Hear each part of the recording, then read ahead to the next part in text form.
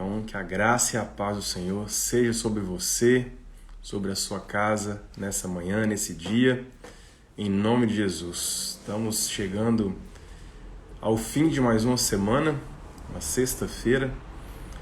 Graças ao Senhor, podemos olhar para trás, podemos louvá-lo, podemos nos alegrar nele, porque estamos aqui vivos, respirando, temos recebido dele graça e a cada dia temos a esperança de que o melhor do Senhor está por vir.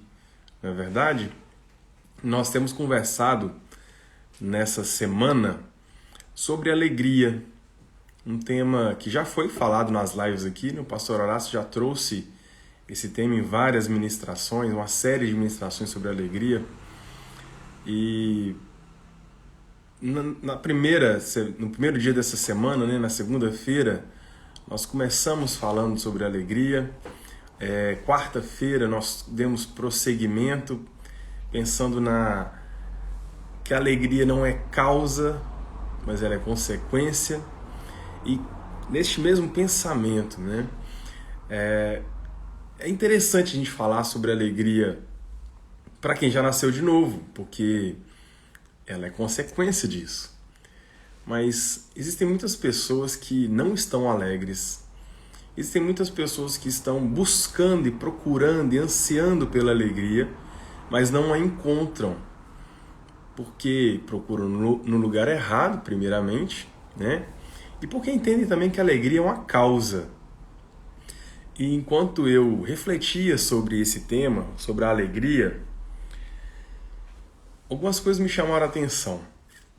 Primeiro que existem promessas para mim, para você, existem promessas de Deus para aqueles que nele creem.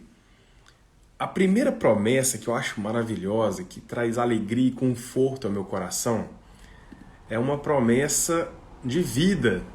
Está em Ezequiel 36, versículo 26 ao versículo 28. Olha só o que o Senhor promete ao seu povo.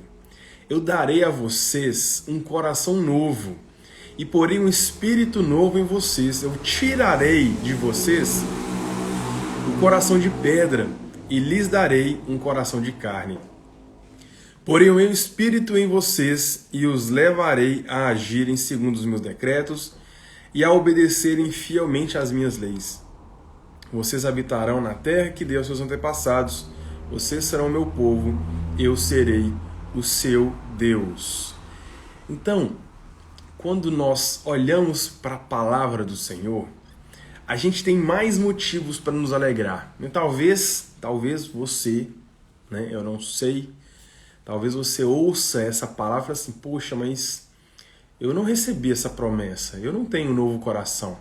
O meu coração continua a mesma coisa. Sabe que você pode se alegrar, porque esse coração, ele não é transformado por você, ele é transformado pelo Senhor. Não é você que vai até Deus e pega um novo coração, não, Ele te dá esse novo coração. E você quer uma notícia melhor ainda? Ele já derramou sobre nós tudo o que é necessário para que nós tenhamos esse novo coração. O Filho de Deus, Jesus Cristo, habitou nesse mundo, viveu, foi exemplo para nós, é exemplo para nós, e não só veio ao mundo, viveu como homem no meio de nós, no meio dos seres humanos, nos ensinando como devemos nos relacionar com o Senhor e uns com os outros. Além disso, ele entregou a sua vida, morreu na cruz sem ter pecado. Porque, não sei se você sabe, a Bíblia diz que o salário do pecado é a morte. Ora, se Jesus não pecou, por que ele morreu? Ele morreu porque eu e você pecamos. Ele morreu no nosso lugar e ainda mais, ele morreu conosco na cruz do Calvário. Porque a palavra diz, Jesus disse, quando eu for levantado ao madeiro, quando eu for crucificado, eu atrairei todos a mim. Então, quando eu olho para a cruz de Cristo vazia hoje, né? Hoje a cruz está vazia porque Jesus ressuscitou.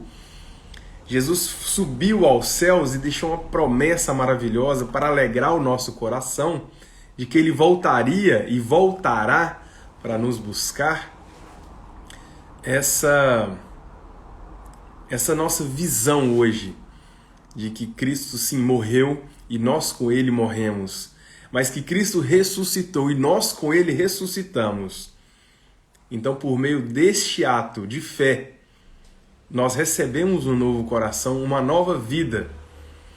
E, como eu disse, se você falar, olhar, pensar, eu não recebi esse novo coração ainda, fale com o Senhor.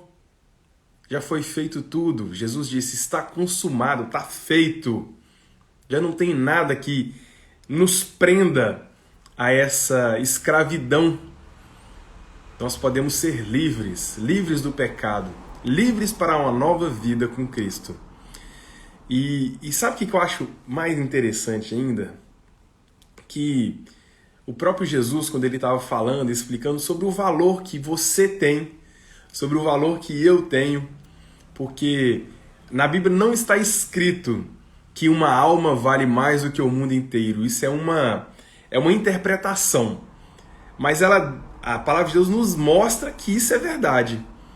Porque a alma de uma pessoa, a sua alma, o seu ser, o seu espírito, ele é tão importante para o Senhor quanto, aí ele conta a parábola, quanto uma pérola que é tão importante para aquele homem de poder que ele desfaz, ele vende todos os seus bens para adquirir essa pérola. Então, nós somos preciosos. E sabe o que, né, falando da alegria, quando eu olho em Lucas 15, versículo, cadê? Versículo 7. Olha só o que está escrito em Lucas 5, versículo 7. Jesus falando, eu lhes digo que da mesma forma haverá mais alegria no céu por um pecador que se arrepende do que por 99 justos que não precisam se arrepender. O céu se alegra quando você, quando eu somos alcançados pelo reino de Deus. Quando você e eu entregamos a nossa vida ao Senhor. E eu não sei por que a gente fica com essa bobeira, muitas vezes, de não, eu que controlo a minha vida, ou Senhor, eu entrego a minha vida, mas eu que tomo as decisões. Sabe por que eu não entendo? Porque você e eu, pelo menos eu, né? Eu estou imaginando que você seja parecido comigo. Eu não sou o cara muito especialista em tomar as melhores decisões, não. Normalmente, quando eu olho para trás e penso, eu falo assim, poderia ter sido melhor. Eu poderia ter tomado decisões mais inteligentes. Poderia ter tomado decisões mais sábias. Acontece que eu não sei o que vai acontecer no futuro. Eu não sei qual que é o desfecho das coisas. Sabe quem que sabe dessas coisas? O Senhor. O Senhor sabe de todas as coisas. E Ele sabe o que é melhor para mim. Ele sabe o que é melhor para você. Por que nós simplesmente não entregamos e permitimos viver aquilo que Ele tem para nós? Quer ser alegre? Pare de buscar alegria e comece a buscar ao Senhor. Comece a falar com Ele, a buscar nele qual que é a vontade dEle. Porque imagine um pai e um filho, ou uma mãe e um filho, uma mãe e uma filha, um pai e uma filha, enfim. Imagine essa relação de paternidade. O pai, como adulto experiente, que ama o filho, que ama a filha, ele sabe o que vai trazer dor, vai trazer tristeza para a criança que está crescendo, que está vivendo, aprendendo, né? A criança não sabe, porque ela tem pouca experiência, ela ainda não tem a maturidade necessária para muitas coisas. Então, quando o pai, cuidando da criança, fala algo que contraria a vontade da criança, você e eu que somos adultos, hoje olhamos e pensamos e entendemos. poxa, aquilo ali que meu pai ou que minha mãe me proibiu de fazer, ou que meu pai e minha mãe me desencorajou a fazer, era o melhor para mim por causa disso, disso e disso. Foi o ideal, foi o que, né? Hoje eu vejo as consequências positivas disso. Ou o contrário, hoje eu vejo as consequências de ter desobedecido. Fato é que, mesmo sabendo que nossos pais erram, que nós também erramos com os filhos, mas fato é que o nosso Pai querido, eterno, que cuida de nós e que nos ama, este não erra. Esse, de fato, sabe o que é melhor para mim e para você. E cabe a nós, diferentemente de uma criança rebelde, cabe a nós obedecer. Né? Na segunda-feira a gente falou sobre isso. Alegria é consequência da obediência. E se nós obedecemos a palavra de Deus, sabendo quem é esse Deus, conhecendo a Deus, ora, não tem como dar errado. Não tem como eu me entristecer por causa disso. Óbvio, como nós dissemos na quarta-feira, vamos nos entristecer sim, vamos ter aflições sim, vamos ter dificuldades sim. Porque a Bíblia diz que no mundo teremos aflições. Mas a diferença está que uma vida de alegria pode ter momentos de tristeza. Mas uma vida de tristeza é uma vida muito... Assim, eu ia falar muito triste, mas... Pensa, que vida ruim. Não é esse o propósito de Deus para a minha vida e para a sua vida. Deus tem para nós alegria. Mas eu repito, porque é importante. Alegria não é o que nós devemos buscar. Alegria não é o motivo, não é a causa. Alegria faz parte do processo. Alegria é parte daquilo que Deus tem para nós. Sabe, quando você e eu formos para a glória morar com Cristo, vai ser um tempo de alegria constante. Quando você e eu experimentamos dessa alegria aqui na terra, é um pedacinho pequeno dessa alegria que nós vamos experimentar lá. E 1 Pedro 1 8 e 9 diz assim: mesmo não tendo o visto, vocês o amam, a Cristo, né? E apesar de não o verem agora, creem nele e nele exultam com alegria indizível e gloriosa, pois vocês estão alcançando o alvo da sua fé, a salvação das suas almas. Não existe alegria maior. Não existe alegria maior. Eu quero ler com vocês o último versículo que eu trouxe na quarta-feira. Salmo 126, versículo 6. Só um lembrete para você que hoje está passando por um momento que você fala assim, cara, eu estou triste. Eu não estou passando por um momento de alegria. Eu recomendo que você veja a live anterior e escute, né, o versículo 6 desse salmo. Aquele que sai chorando enquanto lança a semente, voltará com cantos de alegria, trazendo os seus feixes. Você está triste? Está chateado? Tem chorado? Chore na presença do Senhor. Lance sobre Ele as suas tristezas, as suas aflições. Você está chateado, está triste por causa de uma pessoa que ainda não experimentou o novo nascimento? Fale com o Senhor. Semeie a palavra de Deus sobre a vida dessa pessoa. Você vai semear com lágrimas hoje e colherá frutos vindos da parte de Deus com muita alegria. Isso é maravilhoso. E fato é que quando nós temos essa nova vida, esse novo coração, quando nós aceitamos e nos rendemos a Jesus, o mundo de alegria, um novo mundo de alegria que a gente não conhecia antes, ele se abre para nós. Porque Deus sabe, sempre soube que a vida aqui não ia ser perfeita. Sempre soube que a gente ia ter mágoa, que a gente ia ter tristeza, que a gente ia se desapontar. Mas Ele trouxe para nós a alegria na terra, para que nós experimentássemos também essa bênção, essa graça, esse sentimento maravilhoso. E para a gente relembrar, né? Porque, como diz a palavra, não vos canso de dizer a mesma coisa, porque isso é importante, isso é bom para você, é vida. A alegria. Eu não estou falando de momento de felicidade, não. Quando você ri de uma piada ou quando você vê uma coisa engraçada, não. Eu estou falando de alegria. Alegria que não depende das circunstâncias. Alegria que nem sempre está tudo bem, mas ela existe em você. A alegria, essa alegria que muita gente busca e não encontra, essa alegria é o resultado, é a consequência do seu e do meu relacionamento de intimidade com o nosso Pai eterno, com o nosso Deus, com o nosso Pai que nos ama, com o nosso Pai que cuida de nós. O grande problema da minha vida e da sua vida quando nós estamos enfrentando tristezas, quando nós estamos enfrentando ansiedades, quando nós estamos enfrentando problemas com o passado, problemas com o presente, e eu falo problemas no sentido aqui, como nós lidamos com as coisas, tá? Problemas podem ser e são reais, mas a forma que nós lidamos com eles é muito importante. Talvez até mais importante que o próprio problema. Tudo isso